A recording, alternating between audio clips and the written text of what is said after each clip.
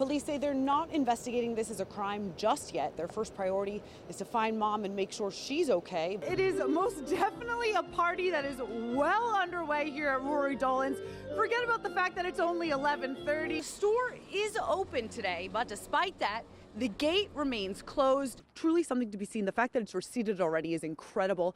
And while this was shocking for me to see, unfortunately for the residents here at Babbitt Court, it's just part of the routine. Imagine you're leaving your apartment to walk to work or to school, and then you have to cross the street to avoid two massive rats fighting each other. A devastating day for the community here in Clarkstown as we go from tragedy to tragedy. This is certainly not the way that anyone thought they'd be closing out 2023. Just look at this major drop, and if I try to avoid it, I'm too close to traffic. Each ornament takes 7 days to make.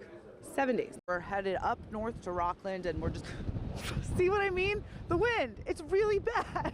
And for the guests, an event like this, well, it's a reminder that there are good people in the world. And now the final piece of the puzzle, bringing in the big rig for the first time in over a year. Look behind me and you'll see this is all that remains of a 118 Lake Street. Now, except for the smell of smoke that still lingers in the air, you would never know that less than 48 hours ago, there was a 2-story house here with several families living inside. But today, 5 people are dead, 5 are injured, and every single thing these families own is gone. News 12 was on the scene Saturday as they demolished the remains of 118 Lake Street in Spring Valley. That early morning fire completely destroyed the home. Officials say they began receiving frantic 911 calls at 4:03 Saturday morning. Spring Valley police were on the scene within 1 minute. The fire was completely knocked out by 4:40 a.m. Unfortunately, multiple efforts were made to try to get into the building. But with the extent of the fire, the conditions weren't good. It was impossible. Subsequently, the fire was knocked down, and then searches began within the dwelling to look for the individuals that were reported missing. We know that 5 people died, 2 of them children. The victims were found. 3 were found on the second floor in different areas, and 2 were found on the first level. And we believe they were found on the first level due to a collapse of the second floor into the first level. The Red Cross is now assisting the 4 families affected by this fire.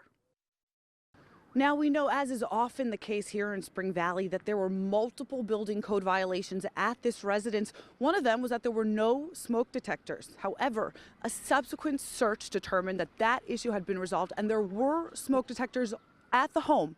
But were they still here at the time of this fire? Were they on and were they working? These are questions that have yet to be answered. So stick with us on News 12. We'll have the latest as information becomes available. Well, a beloved lunch lady at a North Rockland school is mourning the loss of her daughter. And today the school's faculty stepped up so her fellow cafeteria workers could attend funeral services. News 12's Emily Young has more on this.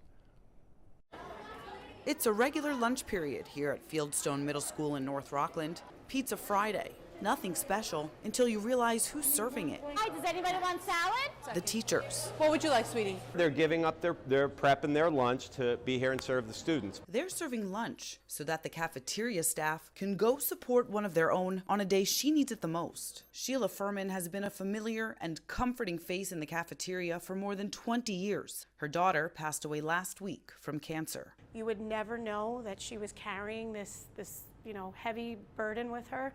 Oftentimes, she would be at the hospital all night and come to work the next day with a smile on her face, greeting everybody, how's your day, making sure that all of our needs were met despite what she was facing. So today, on the day of her daughter's funeral, teachers doing double duty, teaching and serving lunch. So that all of the ladies in the cafeteria that worked with Sheila could go and attend her services with her and be there for her. What it means to me to do this for her is for me to almost be like her. And that's what I want. I want to be like Sheila. I think that's the goal in life, is to be like someone like Sheila Furman. Just goes to show how much Sheila means to this whole building. And to me, forget about it. There are many lessons that kids learn in school. But it's lessons like these that are truly, I think, life learning experiences. In Rockland County, Emily Young, News 12.